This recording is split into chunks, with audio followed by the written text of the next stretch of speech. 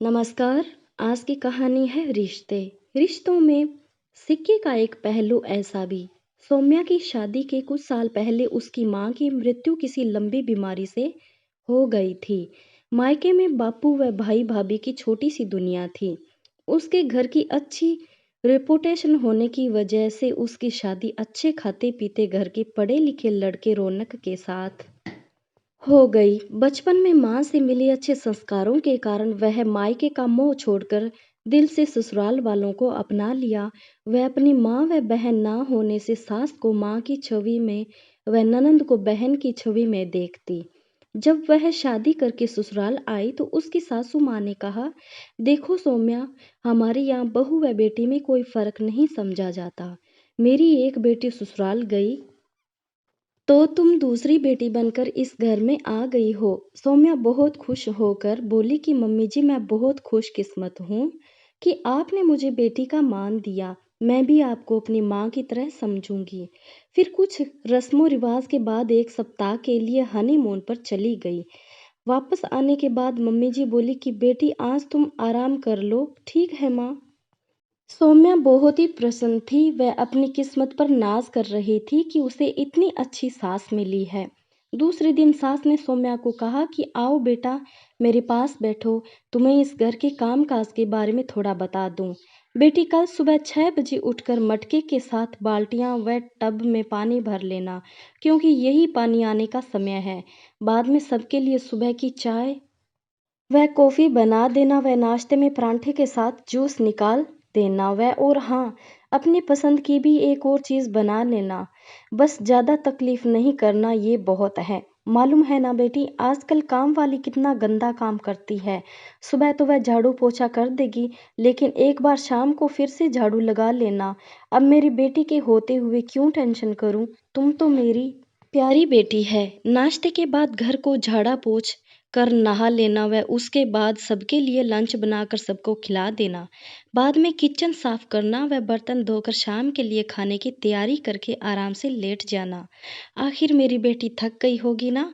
फिर 5 बजे उठकर शाम को चाय के साथ कुछ भी हल्का फुल्का स्नैक्स बना देना, व पूरे घर का झाड़ू लगा देना। डिनर तू ही तय करेगी। बस मेरे व बापूजी को सब्जी रोटी पसंद है, लल्ला को सब्जी रोटी पसंद नहीं है, इसलिए अपनी पसंद से कोई भी खाने की डिश बना लेना। तू तो इस घर की मालकिन है, तुझे सारे काम की जिम्मेदारी सौंपती हूँ। दिन में एक बार तुम अपनी ननद काजल से भी उसके हाल चाल पूछ लेना। मुझे मालूम है नई नई शादी हुई है, तुम्हारा भी लल्ला के साथ घूमने का मन करता होगा, इसलिए बस इतना ही काम करना है। बाकी तुम आराम से लल्ला के साथ घूमो फिरो, तुम्हें कोई बंदिश नहीं। सौम्या सबका दिल जीतने के लिए उन्हें कहे अनुसार सारा कार्य कर लेती। 7 साल 2 बच्चों की मां बनने के साथ कैसे गुजरे पता ही नहीं चला। इसके बाद उसके पति रौनक की नौकरी दूसरे शहर में लग गई और वह बच्चों सहित वहां आ गई। पति के ऑफिस व बच्चों के स्कूल जाने बाद हर 2 दिन में वह अपनी ननद या सास से बात कर लेती और अपनी दिनचर्या के साथ बच्चों, पति के हालचाल व और भी दूसरी सारी बातें करती। आज बच्चों को स्कूल बस में छोड़ने गई तो जल्दी के चक्कर में सीढ़ियों से गिर गई। वह रीढ़ की हड्डी पर जोर लगने से दर्द के साथ तेज बुखार आ गया। वह पूरा शरीर सूजन से भर गया। वह चलने फिरने की स्थिति में भी नहीं थी। डॉक्टर को बताया, वह दवाइयां दी गई। रह रहकर दर्द से करा उठती, इस कारण वह अपनी सास व ननद को फोन नहीं कर पाई। एक सप्ताह बाद आज सौम्या ने थोड़ा ठीक लगने पर मम्मी जी को फोन लगाया। उस समय काजल भी वहां थी।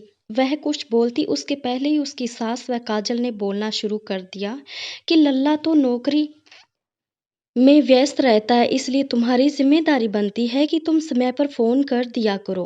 तुम कितनी गैर जिम्मेदार हो, इतने दिन तुमको एक फोन करने का भी समय नहीं मिला। वह अपनी तकलीफें बतानी शुरू कर दी।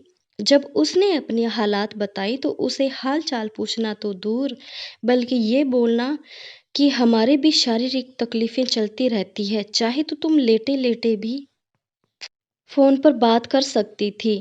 इस तरह की तो बातें ज़िंदगी में चलती रहती है।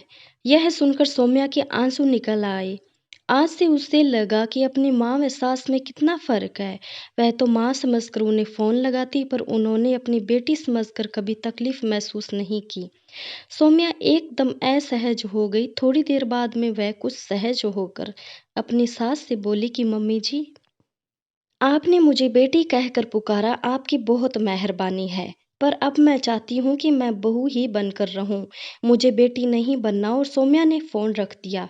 प्राय हर घर में बहू या भाभी से हर प्रकार की उम्मीद रखी जाती है, पर उसके प्रति भी उनका कुछ कर्तव्य होता है, वह भूल जाते हैं। दोस्तों, माँ शब्द ही ममता का सागर होता है। फिर कोई माँ होकर भला बहू के साथ ऐसा क्यों करती है? ऐसा क्यों होता है कि एक नारी जो स्वयं के बच्चों की तो माँ बन जाती है, पर बहू की माँ बनकर व्यवहार करना रास नहीं आता। रिश्ते दोनों तरफ से निभाए जाए तो रिश्ता मधुर रहता है।